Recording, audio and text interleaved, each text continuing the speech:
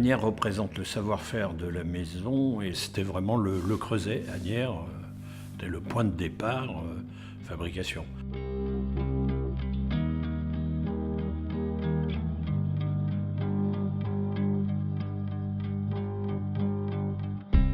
J'ai essayé, quand j'ai pris la direction de l'usine, de changer un peu les circuits de fabrication, de remuer cette vaste poussière. Je disais, on va réveiller un peu ce vieux monument. Et puis, je me suis vite aperçu que c'était une erreur. Et j'ai tout ramené dans l'ordre, qui est l'ordre théoriquement de fabrication du bagage. Et on s'aperçoit que Louis, en faisant son usine, il l'avait très bien étudié. Parce qu'il y avait des emplacements, des circuits qui étaient tout à fait compréhensibles. Ouais, c'est le berceau, c'est le creuset, c'est le point de départ de l'aventure.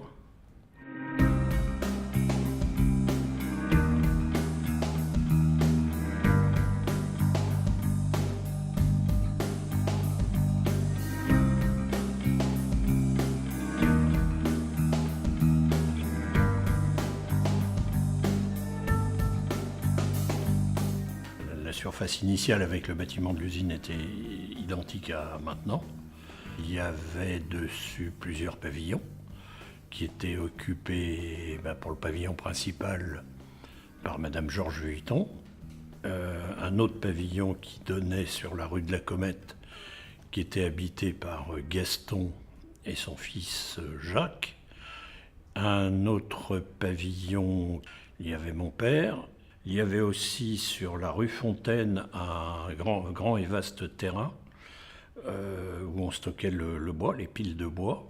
Tout ça faisait un ensemble, un groupe, avec un point central qui était le jardin, centre d'activité aussi bien familial qu'avec le personnel aussi, puisque on profitait du jardin pour faire le genre de petites réceptions, des fêtes. Il était de tradition d'arroser les naissances, d'arroser les mariages, les différents événements de l'ensemble de la vie sociale de la maison Vuitton, parce qu'ils participaient aussi bien les membres de la famille que les ouvriers, ouvrières ou les gens du magasin de l'avenue Marceau qui se déplaçaient pour venir fêter ces événements.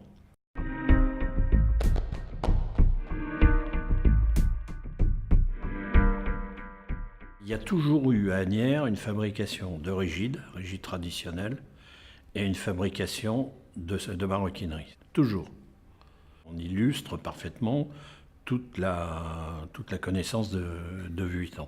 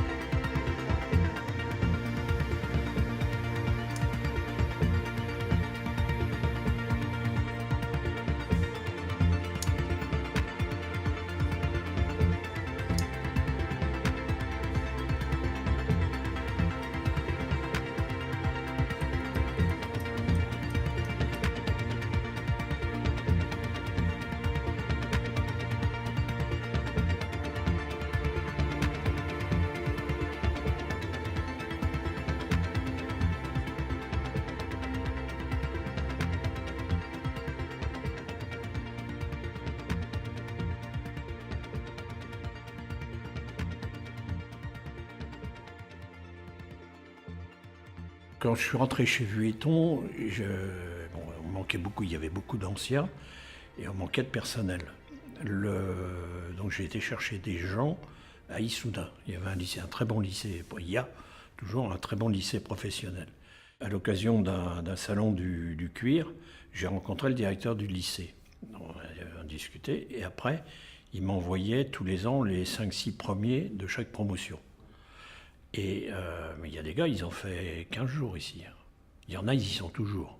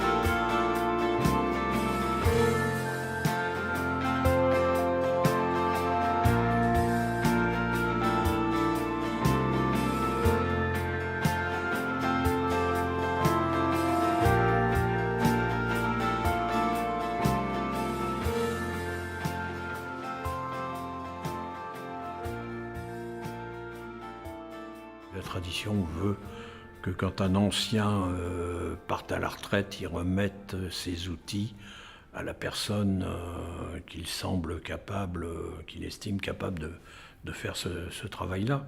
La personne à qui il a pris, donc c'est la transmission du savoir, et le symbole c'est la transmission des outils. C'est là que les gens qui sont chez Vuitton, c'est des menuisiers, c'est des gainiers, c'est tout ça, des maroquiniers, mais ce sont des gens qui sont conscients, qui sont créatifs et qui connaissent leur travail et qui cherchent à faire un travail de qualité.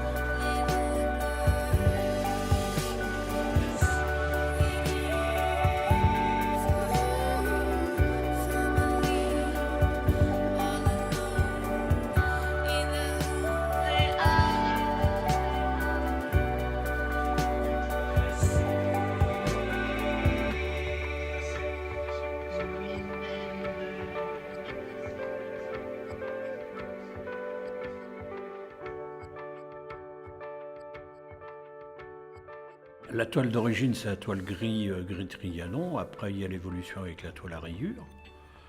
La toile à rayures, on passe à la toile à damier.